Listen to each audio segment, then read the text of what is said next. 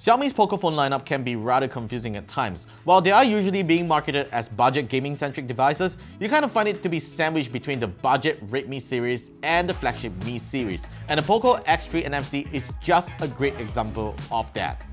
Because for one, it is sold at a very attractive price tag at launch for under 1,000 ringgit, and it features a mid-range processor with a mixture of flagship features such as a 120Hz display, a 5,160 mAh battery with 33W fast charging, a IP53 splash-proof body, and I can just go on and on about the amazing hardware features that this phone has to offer.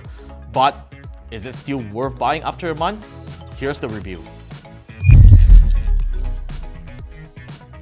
The POCO X3 may be a pretty hefty device to handle at 215 grams, but it offers a really good grip, all thanks to the tapered edges. One thing that I still find it rather annoying after a month is that thick camera bump. It's something I can't ignore when taking it out of my pocket.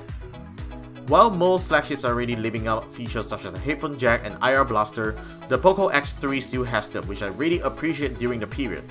I like that Xiaomi has decided to go for a side-mounted fingerprint reader instead of an in-screen solution. It also has stereo speakers that sounds really good, which no other phones of the same class could have done.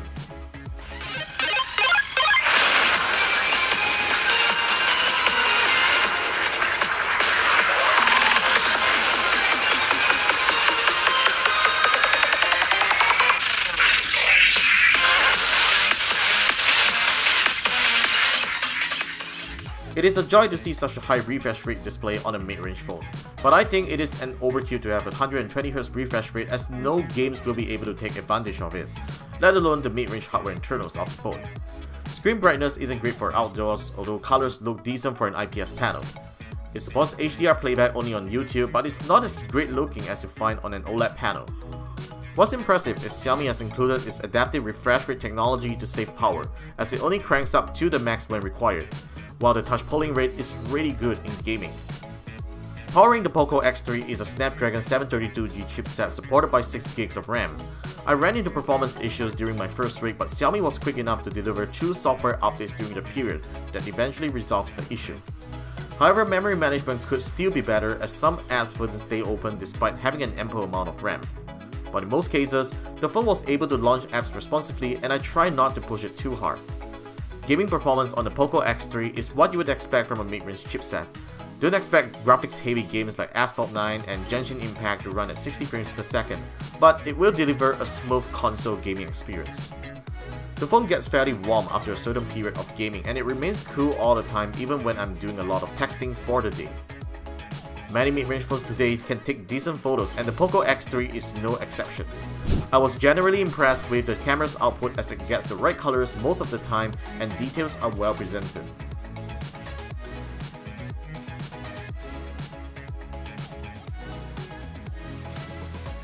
However, things get really ugly when I wanted to take some quick shots, as there is a very obvious shutter lag and choppy frames on the live view.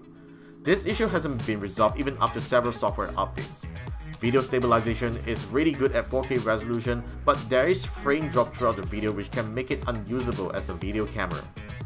As for the Selfie Shooter, no surprises here, as it will beautify any face properly for a good social media upload. The POCO X3 never disappoints in battery life, no matter how hard you push it. I managed to average 5.5 hours of screen on time in a single charge during the period. The 33W fast charging rate is a lifesaver when I forget to charge the phone, and if I run low on juice while I'm out of the office, it still supports 18W fast charging with a quick charge power bank, a thing that you wouldn't find on most phones with the proprietary fast charging standards.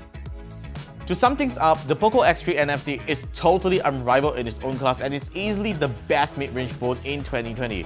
I really wouldn't consider this as a gaming smartphone because of its hardware, and it doesn't really have any gaming-centric features on it to be considered as a proper gaming phone. In fact, I personally feel that this is an upgraded version of the Redmi Note 9 Pro, which actually Xiaomi sold it pretty well due to its specs and so on. So you definitely can't go wrong with the POCO X3 NFC if you are looking for a great value mid-range phone with a great battery life, good performance, and a decent set of cameras, and most importantly, it has this really beautiful 120Hz display. So that's pretty much for my review of the POCO X3 NFC. Do let me know if you have any questions or thoughts in the comments down below. Give us a thumbs up if you like what you saw, and be sure to subscribe to our channel for more tech videos coming right up. I'm Warren with KLGadgetTV, and I will see you in our next video.